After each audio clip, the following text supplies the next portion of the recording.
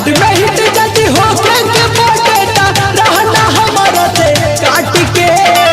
market में hit जाती हो के पोटेटा रहना हमारा से काट के आहवाए करे जा फिल्म बनाला 5 मिनट के आहवाए करे जा फिल्म बनाला 5 मिनट के बनाला ना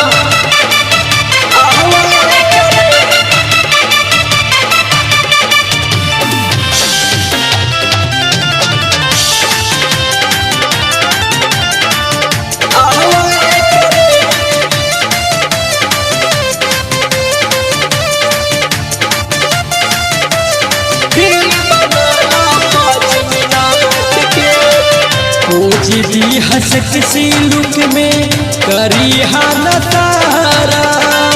तहारा के हम हुआ कवारी में धारा जी हंसक सी लुक में करी हाना तारा तहारा के हम हुआ कवारी में धारा फीलिंग में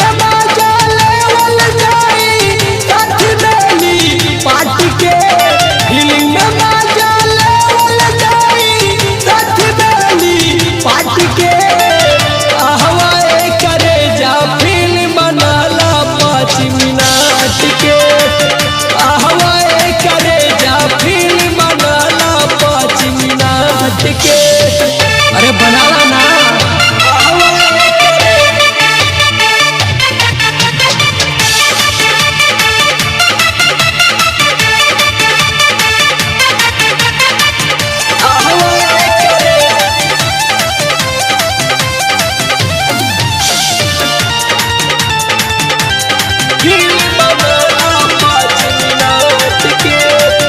मार्केट में बाटे रानी एक डिमांड हो